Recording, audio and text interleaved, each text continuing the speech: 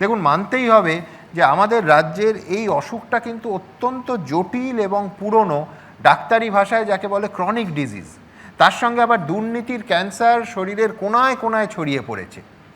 আমাদের পরের ডাক্তারবাবু নামই ক্লিনিক্যাল অঙ্কোলজিস্ট বটে, কিন্তু রোগের এই অবস্থায় তার প্রেসক্রিপশন কতটা দ্রুত কাজ দেবে, এই চ্যালেঞ্জের মুখে দাঁড়িয়ে আছেন আমার পরের বক্তা ডক্টর ইন্দ্রনীল খাঁ। এমনিতে উত্তর থেকে দক্ষিণ রোগের স্বরূপ বিস্তর দেখেছেন ইন্দ্রনীল। উত্তরবঙ্গ মেডিকেল কলেজ থেকে MBBS, তারপর কলকাতা মেডিকেল কলেজ থেকে MD। আর এই অঙ্কোলজিস্টের রাজনীতির অঙ্কটা বুঝলেন 2026-এ এসে একেবারে মিলিয়ে দিয়েছে বেহালা পশ্চিম কেন্দ্র। হয়তো তিনি স্বাস্থ্যমন্ত্রী হবেন, হয়তো অন্য কোনো দফতর, কিন্তু তার দল কি এই রাজ্যের স্বাস্থ্যে যে ঘুঘুর বাসা, দুর্নীতি, স্বজন পোষণ, কাটমানি, ওই সেই নর্থ বেঙ্গল লবি বা থ্রেট কালচার নিরাময় করতে পারবে? আমার পরের বক্তা অবশ্যই ইন্দ্রনীল খাঁ। শুভ সন্ধ্যা সকলকেই, মঞ্চের এপারে যারা বসে আছেন, ওপারে যারা বসে আছেন এবং যারা টেলিভিশন স্ক্রিনের মাধ্যমে দেখছেন। আজকের দিনটায় আমরা যখন আলোচনা হচ্ছিল, প্রতিবাদের যে স্পৃহা, প্রতিবাদের যে কণ্ঠ, তারা আজকে আমাদের সঙ্গে এই আজকের দিনে আমাদের সঙ্গে এই মঞ্চে এপারে ওপারে যেখানেই থাকুক আমরা উপস্থিত হয়েছি, সেটা দেখে আমাদের এটা আমাদের অ্যাডেড বলতে পারেন একটা কারেজ, অ্যাডেড ইন্সপিরেশন দেয় আমাদেরকে আরও মানুষের পাশে থাকার জন্য, সেই ইন্সপিরেশনটা দেয়। দীর্ঘদিন ধরে রাজনৈতিক হিংসা, হানাহানি, দুর্নীতি এই চলে গেল, আর আমাদের রাজ্যের ছেলেমেয়েরা কাজের জন্য, কর্মসংস্থানের জন্য অন্য রাজ্যে পাড়ি দিয়ে যাচ্ছে। দীর্ঘদিন ধরে চলছে। 34 বছর CPM আমল দেখেছি, তারপরে পরিবর্তনের নাম করে যে ভাঁওতাবাজি দেখলাম 15 বছর ধরে, তখন পশ্চিমবঙ্গের সব দিক থেকে, একদিকে যুব সমাজ তারা পরিযায়ী হয়ে যাচ্ছে এবং আমাদের রোগীরা তারাও পরিযায়ী হয়ে যাচ্ছেন, কারণ হাসপাতালগুলো, শহরের বা গ্রামের হাসপাতালগুলোতে মানুষ ভরসা করতে পারছে না। কিন্তু আজকের দিনে আমরা যখন এখানে বসেছি, আমরা সেই আশা নিয়ে বসেছি। পশ্চিমবঙ্গের সকল মানুষ তারা অনেক আশা, অনেক ভরসা, অনেক প্রত্যাশা নিয়ে আমাদের ভারতীয় জনতা পার্টির বিভিন্ন স্থানে আমাদের বিধায়কদেরকে নির্বাচিত করে পশ্চিমবঙ্গে ভারতীয় জনতা পার্টির প্রার্থীদেরকে নিয়ে সরকার গঠন করার সিদ্ধান্ত নিয়েছেন পশ্চিমবঙ্গের মানুষ। তাই পশ্চিমবঙ্গের সকল মানুষকে, সকল ভোটার যারা আগামী দিনে আমাদের ভোটার হবে পশ্চিমবঙ্গে, তাদের প্রত্যেককে আমরা ধন্যবাদ জানাই। এবং দীর্ঘদিন ধরে নানা ধরনের লড়াই এবং বিভিন্নভাবে সে প্রতিবাদ করেছেন। কোথাও আমাদের সিভিল সোসাইটি প্রতিবাদ করেছে, কোথাও প্রধান বিরোধী দল হিসাবে আমরা প্রতিবাদ করেছি, আমাদের সহকর্মীরা প্রতিবাদ করেছেন। এবং তারপরে সেই প্রতিবাদ থেকে যখন মানুষের প্রতিবাদগুলো একসাথে প্রতিধ্বনিত হলো এই গত এপ্রিল মাসের এই নির্বাচনের মাধ্যমে, EVM এবং পোস্টাল ব্যালটের মাধ্যমে, তখন কোথাও একটা আমাদের প্রত্যেকের মনে আশার সঞ্চার জাগে। যারা আমাদের ভোট দিয়েছেন তাদের তো ডেফিনেটলি তাদের সরকার, তাদের আশা প্রত্যাশার বলেই আমরা আজকে সরকারের দায়িত্ব পেয়েছি। কিন্তু যারা আমাদেরকে ভোট দেননি, আমাদের এই সরকার, পশ্চিমবঙ্গ সরকার, তাদের জন্যও কাজ করবে। আমাদের দেশের যশস্বী প্রধানমন্ত্রী মাননীয় শ্রী নরেন্দ্র মোদীজির কথা, সবকা সাথ সবকা বিকাশ, সেটা যেমন প্রযোজ্য, তার সাথে সাথে তিনি আরেকটা কথা বলেন, সবকা প্রয়াস, অর্থাৎ প্রত্যেকের আমাদের প্রচেষ্টা। তাই আমরা আহ্বান করব আমাদের সম্মানীয় মুখ্যমন্ত্রী মাননীয় শ্রী শুভেন্দু অধিকারী মহাশয়, তিনি যে বিষয়টি বলেছেন যে আমরা প্রত্যেকে 10 কোটি পশ্চিমবঙ্গবাসী যদি একসাথে মিলে একটা সমৃদ্ধ পশ্চিমবঙ্গ গড়ে তুলি, এর থেকে ভালো কিছু হতে পারে না। দুর্নীতি মুক্ত একটা পশ্চিমবঙ্গ, সিন্ডিকেট মুক্ত একটা পশ্চিমবঙ্গ, এটা আমাদের প্রত্যেকের স্বপ্ন। কারণ এই বিশেষ করে গত 10 বছর 15 বছর ধরে আমরা যেটা দেখেছি, যে সামাজিক ক্ষেত্রগুলো, বিশেষ করে স্বাস্থ্য, শিক্ষা, সেখানে যেভাবে দুর্নীতির এবং সিন্ডিকেটের ঘুঘুর বাসা বেঁধেছে, সেখানে মানুষের জীবন বিপন্ন হয়ে গেছে। দীর্ঘদিন ধরে কখন আমরা দেখেছি উত্তরবঙ্গে, আপনি ভাবুন এই যে নীল সাদা বিল্ডিংগুলো হচ্ছে, আমি আসছি বেহালা পশ্চিম, আমার বিধানসভা কেন্দ্র, খাস কলকাতা, দক্ষিণ কলকাতার বুকে, সেখানে নীল সাদা বিল্ডিং, পুরো বেহালা পূর্ব আর পশ্চিম মিলিয়ে প্রায় 10 লক্ষ মানুষ থাকে, কিন্তু সেখানে একটাই হাসপাতাল, বিদ্যাসাগর হাসপাতাল, এবং নীল সাদা বড় বিল্ডিং, সেখানে ভেতরে যাবেন, গিয়ে দেখবেন না ওখানে চিকিৎসক আছে, না ওখানে পর্যাপ্ত নার্স আছে, না পর্যাপ্ত স্বাস্থ্যকর্মী আছে। শুধু সেখানে কি আছে, রেফার রোগ। 90% মানুষ, 90 কি আরও তার অধিক দেখা যাচ্ছিল যে যারা আসেন রোগীরা, তার 95% নিয়ারলি তারা রেফার হয়ে অন্যান্য হাসপাতালে তাদেরকে পাঠিয়ে দেওয়া হয়। তারা সেখানে চিকিৎসা পরিষেবা পায় না। এটা তো খাস কলকাতার বুকেই অবস্থা হচ্ছে। এবং ঘন্টার পর ঘন্টা তারা এসএসকেএমে বেডের অপেক্ষায় ট্রলিতে পড়ে থাকে, কখনো ফ্লোরে পড়ে থাকেন। দীর্ঘদিন ধরে মানুষের সাথে এভাবেই ভাওতাবাজি চলে গেছে। নীলসাদা বিল্ডিং, ভেতরগুলো ফাঁকা রয়ে গেছে। এবং সেগুলোকে নিয়ে যে কিছু একটা কারেক্টিভ অ্যাকশান করবে, বারবার টেলিভিশন স্ক্রিনে যখন আমরা দেখেছি মানুষ চিকিৎসার অপেক্ষায়, রোগীরা, মুমূর্ষু রোগীরা প্রমোদ গুনছে, সেই অবস্থায় কিন্তু একবারের জন্য রাজ্যের তৎকালীন স্বাস্থ্যমন্ত্রী, প্রাক্তন মুখ্যমন্ত্রী মমতা বন্দ্যোপাধ্যায়ের কিচ্ছু হেলদোল হয়নি। তার কিচ্ছু যায় আসেনি যখন উত্তরবঙ্গের সকল যে মানুষ, সেখানে একটা প্রপার ট্রমা কেয়ার সেন্টার নেই। ভাবুন, উত্তরবঙ্গের এতজন মানুষ, তাদের জন্য একটা কোথাও কারোর যদি হেড ইঞ্জুরি হয়, তাদের সেখানে কোনো সরকারি ব্যবস্থায় তাদের চিকিৎসা হয় না। দীর্ঘদিন ধরে এই পরিস্থিতি রয়ে গেছে। এবং সেখানে যখন এইমসের মতন একটা প্রিমিয়ার ইনস্টিটিউট করার কথা বলা হলো, সেখানে জমি পর্যন্ত দেওয়া হলো না। উত্তরবঙ্গের মানুষকে বঞ্চিত রাখা হলো এইমসের মতন একটা অ্যাপেক্স ইনস্টিটিউশন থেকে। আর দক্ষিণবঙ্গের অবস্থা তো দেখতেই পেলেন। যেভাবে স্বাস্থ্যক্ষেত্রে দুর্নীতির আঁতুড়ঘর হয়েছিল, তা হয়তো প্রকাশ্যে আসতো না যদি না 8ই অগাস্ট, সেই মর্মান্তিক দিনটা, সেই কালো দিনটা আমাদের দেখতে হতো।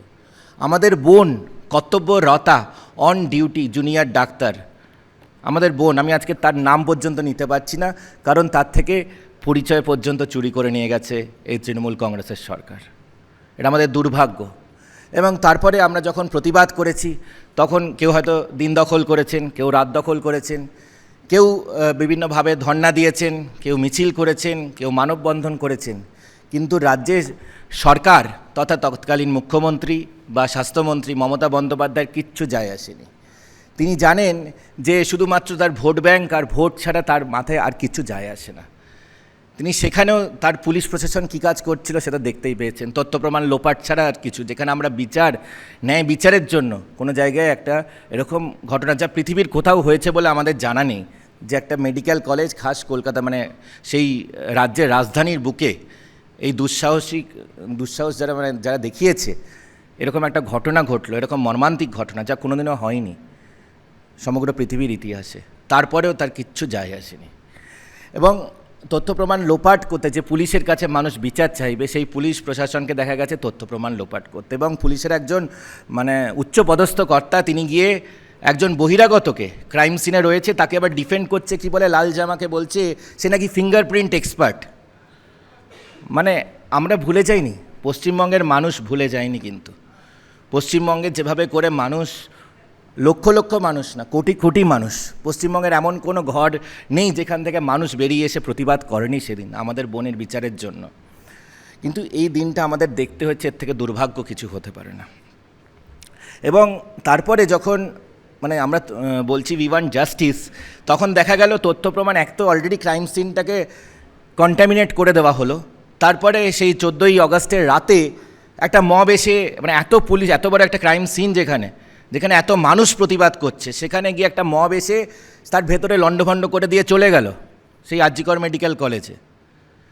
কতটা, ভাবুন, কতটা অডাসিটি এবং কতটা প্রশ্রয় থাকতে পারে তৎকালীন শাসক দলের তরফ থেকে এবং তৎকালীন রাজ্যের মুখ্যমন্ত্রী তথা পুলিশ মন্ত্রী তথা স্বাস্থ্যমন্ত্রীর থেকে।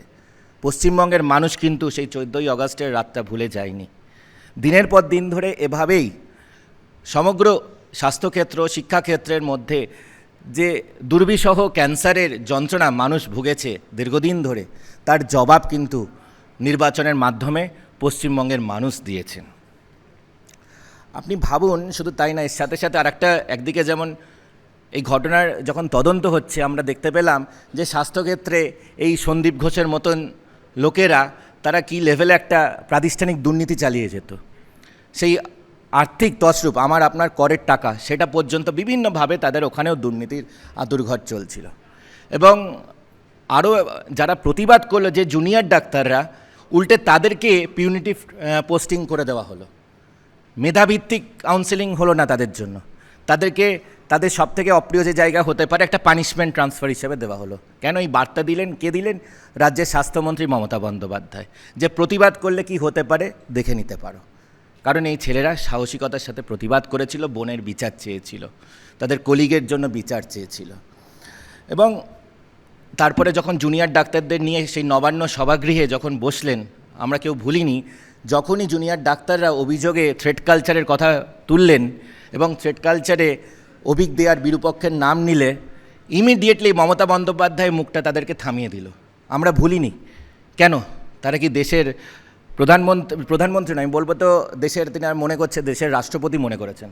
মমতা বন্দ্যোপাধ্যায় তার ডান হাত বাঁ হাত যাদেরকে দিয়ে এই থ্রেট কালচার চালিয়ে গেছে দিনের পর দিন ধরে, তাদের নাম পর্যন্ত উচ্চারণ করতে দেবে না। তাও ভাবুন, যেখানে এত প্রতিবাদের পরেও। সুতরাং তারপরে তারা আবার জাঁকিয়ে বসেছে বিভিন্নভাবে তাদের ট্রান্সফার, কার প্রমোশন, কার পানিশমেন্ট সব নির্ধারণ করবে এই মমতা বন্দ্যোপাধ্যায়ের যারা সাঙ্গপাঙ্গরা, যারা বিভিন্নভাবে সিন্ডিকেট চালিয়েছে, দুর্নীতি চালিয়ে গেছে এবং নানাভাবে আমাদের এই পুরো স্বাস্থ্যক্ষেত্রটাকে ধ্বংস করে গেছে। এবং শঙ্করদা যে বলছিলেন, তার ফলে কী হয়েছিল, আমাদের পশ্চিমবঙ্গের মানুষ স্বাস্থ্যক্ষেত্রে ভরসা পাচ্ছিলেন না, ভয় পাচ্ছিলেন এবং তার জন্য তাদেরকে অন্যান্য রাজ্যে পাড়ি দিতে হচ্ছে। যেমন চাকরির জন্য পাড়ি দিতে হচ্ছিল, তেমনি চিকিৎসার জন্য অন্য রাজ্যে পাড়ি দিতে হচ্ছে। আরও দুর্ভাগ্যের সাথে আর একটা কথা বলতে, আমি সময় জানি শেষ হয়ে এসছে, কিন্তু এটা খুব দুর্ভাগ্য যে আমাদের শুধুমাত্র রাজনৈতিক কারণে আমাদের বোনেদেরকে সার্ভাইকাল ক্যান্সারের ভ্যাকসিনেশন নিতে দেয়নি।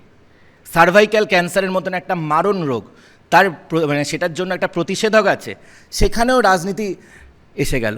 যে সেখানে প্রাণের উপরে সবসময় রাজনীতি এই তৃণমূল কংগ্রেসের সরকারের চলেছে। আয়ুষ্মান ভারতকে দীর্ঘদিন ধরে আটকে রাখা হয়েছে, দীর্ঘদিন ধরে। তো এইগুলো মেনে নেওয়া যায় না। আজকে আমরা যখন কথা বলছি, আগামীকাল থেকে আমাদের পশ্চিমবঙ্গে বিনামূল্যে আমরা সার্ভাইকাল ক্যান্সারের ভ্যাকসিনেশন যারা এলিজিবল আছে, 14 বছর 15 বছরের যারা আছেন আমাদের বোনেরা, তাদের জন্য চালু হয়ে যাচ্ছে সকল সরকারি হাসপাতালে বিনামূল্যে। এবং এটার জন্য ভ্যাকসিনগুলো পড়েছিল, আমরা কথা বলে দেখছিলাম যে ভ্যাকসিনগুলো পড়েছিল, দেওয়া হচ্ছিল না শুধু রাজনৈতিক কারণে। এই যে দীর্ঘদিন ধরে আরও বিভিন্নভাবে, কখনো দেখেছেন টসিলিজুমাব স্ক্যাম, কখনো দেখেছেন পিপিই স্ক্যাম, আর কখনো বিভিন্নভাবে এরা তথ্য গোপনে চালিয়ে গেছে। এটা একটা ডেটা ফাজিং হতো। ডেঙ্গিকে বলা যাবে না ডেঙ্গি, এই যে বর্ষাকাল আসছে, ডেঙ্গি হলে আরে তথ্য দরকার, সঠিক তথ্য থাকলে আমরা সেভাবে চিকিৎসা করতে পারবো, সেভাবে নানা ধরনের এপিডেমিওলজিক্যাল মেজার্স নেওয়া যায়। কিন্তু সেখানেও রাজ্যের মুখ্যমন্ত্রী বলবেন না, ডেঙ্গিকে ডেঙ্গি বলা যাবে না, ওটা যেন কোনো একটা গোপন রোগ। কোভিডকে কোভিড বলা যাবে না। এই যে বারবার করে বিভিন্নভাবে তথ্যের মধ্যেও সব দিকে শুধু জালিয়াতি এবং একদম টপ লেভেল থেকে হয়েছে, তার ফলে আজকে পশ্চিমবঙ্গের এরকম মানুষের মধ্যে একটা বিক্ষোভ, যেটা আমরা নির্বাচনের মাধ্যমে প্রতিধ্বনিত হয়েছে এবং ভারতীয় জনতা পার্টির প্রতি মানুষ ভরসা রেখেছেন এবং ভারতীয় জনতা পার্টির মাধ্যম দিয়ে পশ্চিমবঙ্গে আজকে সরকারকে এনেছেন। এবং যেভাবে করে মানুষের আশীর্বাদ, মানুষের ভরসা আমরা পেয়েছি, এইটুকুই বলবো যে আমাদের পশ্চিমবঙ্গে আজকে ভারতীয় জনতা পার্টির যে সরকার আছে, যাকে আমরা পশ্চিমবঙ্গ সরকার বলি, আমাদের ভারতীয় জনতা পার্টির প্রেসিডেন্ট মাননীয় শ্রী শ্রমিক ভট্টাচার্য মহাশয় বলেছেন আমরা পশ্চিমবঙ্গ সরকার, কারণ আমরা 10 কোটি মানুষের সরকার। এবং সেই সরকার আপনাদের যে ভরসা অর্জন করেছে, সেই ভরসাকে শুধু অটুটি রাখবে না, সেই ভরসাকে আরও দৃঢ়, আরও সুদৃঢ় করবে। এটা আমাদের প্রত্যেকের শুধু প্রতিশ্রুতি না, এটা আমাদের কমিটমেন্ট, এটা আমাদের দলের মিশন, ভিশন এবং অ্যাম্বিশন। ধন্যবাদ।